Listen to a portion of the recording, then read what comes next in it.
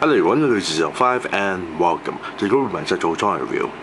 And today, so you'll be looking at the 2008 release by Hasbro of the G.I. Joe celebrating the 25th anniversary action figure review. And today's action figure review, we'll be looking at the Dreadnok Buzzer. Now, I finally gotten this figure after all these years, straight from eBay, and luckily enough I got this for $9 instead. A lot of eBay sellers are actually selling this for $30, so I was really lucky to stumble upon this at a really, well, affordable price. Now, let's take a look at the front portion of the packaging itself. Now, you will notice that the card itself, especially on the edge of the card, and the fonts itself are all in silver. This is silver carded of the 25th anniversary card, and one corner here we have a nicer image of the Dreadnok Buzzer holding the chainsaw. Now, this is a similar artwork style that was released in 1985, except, well, a little bit changes there and a little bit more detail. Very nicely done with the artwork style. Inside the plastic bubble we have the Dreadnok Buzzer, the figure there. Next to him is the chainsaw. At the bottom section there is the backpack with the gasoline fuel tank there. Behind the figure is the base stand. Now, at the back portion of the card itself, top section here is the rest of the older lineups, and at the bottom section is the file card. Now, top section there stated Dreadnok codename Buzzer. Here you got a nicer image of Buzzer there. Now, file name Dick Lincoln, in bracket Richard Lincoln Smith, birthplace Cambridge, England. Now, in the write-up stated Buzzer was an extreme left-wing Cambridge sociology don who went to Australia to research the biker gang phenomenon, only to be changed into the very object of his research. Years of intellectual displeasure and extreme indignation at society's two-faced morality manifested into the intense desire to chainsaw apart the expensive gigongs, I'm not too sure why they have to put that word there, of technological society. Now, at the bottom, stated specialty and ammo, or modus operandi, was stated at the bottom section there. A scavenger of the swamps, Buzzer can cut through steel, wrought iron, and any metal, except armor plate, with his diamond-toothed chainsaw. Too bad there's no code there though. Now, without further ado, let's open up this packaging so we can molest the figure. Be right back. And we're back off the figure, and there's the stuff out from packaging. Now, let's take a look at Buzzer's accessories here, starting off with the base stand. Now, it comes with a nice little Cobra base stand here with a 25th anniversary style, and you get to see a nice little Cobra logo on the top with one single peg for the figure to stand on. Nameplate there stated as codename Buzzer. Back portion, bottom section of the base stand stated at 2007 Hasbro, made in China. Now, Buzzer here only comes with two accessories. One of it is a backpack that stores his, well, his gasoline to fuel his chainsaw.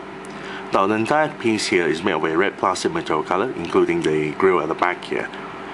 But the grill at the back is painted in gray, and the cap here for the fuel tank itself is painted in black, and that's all the paint job there is for this entire backpack. Now, this backpack accessory is actually quite unique because only Buzzer actually has this accessory. However, the details is alright. When you flip the entire backpack over, you get to see the fuel tank from the inside of the fuel tank itself. It's quite hollowed out. There's the red peg there, and the grey paint job managed to smear onto the peg, half of it. From the other side here, nothing much to look at. You got the handle, the cap, the X sign here. Nothing much to talk about. It's just a simple backpack, and you can plug the peg at the back of the figure for him to, well, wear it. Next we have his chainsaw. Now, the chainsaw here is made with red plastic material color, and the plastic material is rather soft, as you can see here. Throughout the entire chainsaw is painted in silver paint job, as you can see. What I really like about Buzzer's chainsaw here is because of the chainsaw's paint job. As you can see, the blade is actually painted with the fiery flames thanks to the red plastic material color and the silver paint job there. So that's on the other side. Very nice. The end of the chainsaw, the engine part here, is also painted with the fiery flames. So that's on this section here as well. Very nice. This section and the handle and the back of the handle itself is also painted in silver paint job. Now, the accessory mold here is actually unique to Buzzer. When it first came out, this chainsaw was the only chainsaw available from the Buzzer figure. Only later on, from the Rise of Cobra series, they decided to reuse the chainsaw only once. So the chainsaw accessory is rather rare actually. Very nicely done. The mold is also quite nice, especially on the chainsaw blade itself. Very detailed. Got a handle at the back, handle on the sides, the engine parts on the sides as well. Very nice. Furthermore, the figure can hold it on one side of the handle here and use the other hand to hold on the other side of the handle. However, for Buzzer's hand, the finger is a bit too short, so by holding this handle is a bit too loose, but he can still hold it. Very nicely done. I really like this chainsaw. Now let's take a look at Buzzer here, especially on his paint job. Now, as you can see, half of the figure's body here is made of a pure plastic material color, which is not painted. Now the head here, the entire head, is made of a flesh tone plastic material color, but the hair and the ponytail plus the glasses are all painted. The hair is painted in blonde and the glasses is painted in silver. Torso here and also the lower abdomen area is made of a beige plastic material color, so the neck joint there is actually painted in flesh tone skin. Here a couple of buttons that is painted in silver, and the lower crotch area is painted in blue. Now you would notice this belt here and the shoulder piece here. And this is a separate piece from the figure itself, but which permanently already attached onto the figure's waist area. So this entire piece here is made of a green plastic material color. The grenades is painted in black. The belt is painted in black. As you can see, the belt buckle there is painted in silver. This smaller pouch is not painted at all. Very nice there. Also, the shoulder pad here is painted in grey from the top and the bottom, which is very nice. The arms is also made of a flesh tone plastic material color, except for the glove here, which is made of a black plastic material color. Now they actually painted the strap here and the elbow pad in grey. On the other side, the shoulder piece here, the shoulder armor is painted in grey. The wrist here, as you can see, the wristband here is painted in brown. Now for the legs itself, which is interesting enough, as you can see, the legs is actually made of a beige plastic material color, which is painted in blue, so that's the kneecap there. However, the lower legs here is made of a grey plastic material color, so this section is actually painted. This is the plastic material color, so that's the boots there. It's made of a grey plastic material color. Very nice.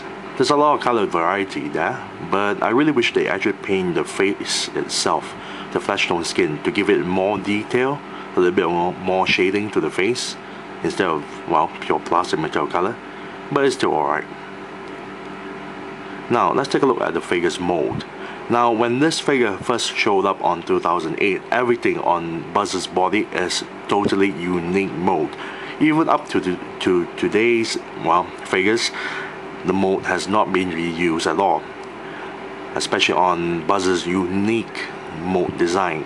As you can see on the torso here, you got a couple of buttons, and one side of the torso you got this shoulder armor going on. This piece here is also not been reused at all, because as you can see, it may look similar like Zartan from the 25th anniversary line's armor, but Zartan's shoulder armor is more serrated, and for Buzzer here it's just flat out. As you can see, even the gloves are also unique on its own. So that's the elbow pad here for this upper bicep joint. Very nice. Then we have the belt itself.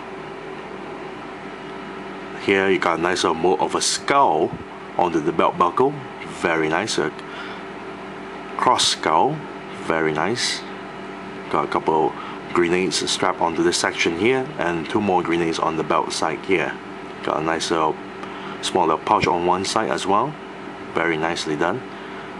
Now the ties itself, we got a couple of pouches and big old boots, especially on this section of the front portion of the boots itself, and at the section of the shin itself, got a smaller mold of a skull there as well. Very nice. Got the boots as well, the straps. And let's take a look at the head mold. The head mold is also very unique. He has a nice little ponytail at the back, and he wears his glasses. Very nice. What I really don't like is the design of the neck itself. It's a bit tilted backwards, as you notice, so it leaves a lot of gap underneath the chin itself, and you cannot have the figure, well, look down a little bit thanks to the mold itself. Now let's take a look at the figure's articulation. The neck joint, surprisingly enough, can turn 360 degrees, as you can see here, but you cannot tilt the head downwards. That's the problem, because due to the design of the neck mold there, you cannot go side to side as well. Torso joint can go left and right. It cannot go 360 degrees unless you slip all this strap all the way down to turn it 360 degrees, because it's being hindered by this belt here. Shoulder joints here can turn 360 degrees even with this armor piece on the top, and lift the arms this high. On the other side, you lift the arms this high. Elbow joint is a little bit pain because the joint is a little bit tight, and due to the length of the mold of the arm itself, because this entire glove is one piece, and then the elbow joint is this much. So when you want to bend the elbow joint, you have to hold this entire elbow joint on one section to bend it. Otherwise, you'll pop off this entire. If you try to bend it by holding it this way, you'll pop off this entire glove, or at least broke off the peg itself. Now for the wrist joint itself, this entire glove is a wrist joint, so it can swivel 360 degrees. So that's on the other side as well. Now for the thigh section there, the hip joints can move this much, which is rather disappointing due to the very short cuts of the crotch area there. You can spread the legs this far thanks to the oversized thighs, which I really don't like the design of the mold of the thighs itself, because it's way too oversized. And go back a little bit. Double jointed knee that's bent this far, and the ankle joint is also something I really don't like, because due to the really thin pegs for the ankle itself, when you want to bend the ankle joint, you have to be extra careful. Otherwise, you stress the joint and you break the peg. So the ankle joint can pivot downwards and upwards and turn 360 degrees. Furthermore, one side of the leg is just a tiny little bit longer than the other one, so posing Buzzer is a little bit pain sometimes. Furthermore, as I mentioned before, I really don't like this oversized thighs there. Let's fully equip Buzzer with all the accessories.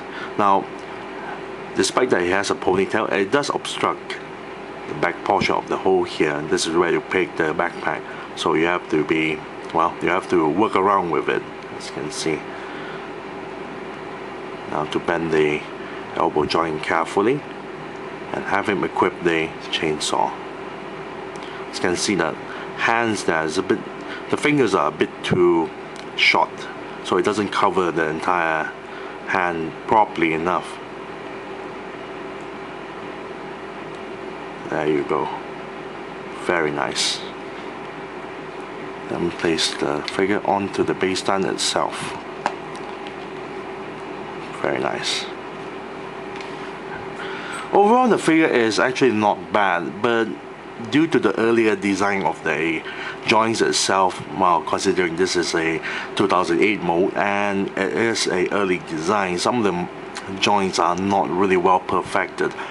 Like the ankles and the wrist joints is not really well done, because the pegs itself is a bit too thin, so you actually have to be really careful handling on buzzer there, and you have to apply pressure on certain areas when you want to bend the joints without, well, stressing the joint itself. But throughout the entire figure itself, it's actually not bad. I really like the figure. Actually, I really like the character for the buzzer character here, and the chainsaw design is actually very nice. So if I'm gonna give a rating on this, I'll say I'll give it a nice 6 out of 10 for the Dreadnok Buzzer. So I thank you all for watching. This is Lucy05, and I'm signing off.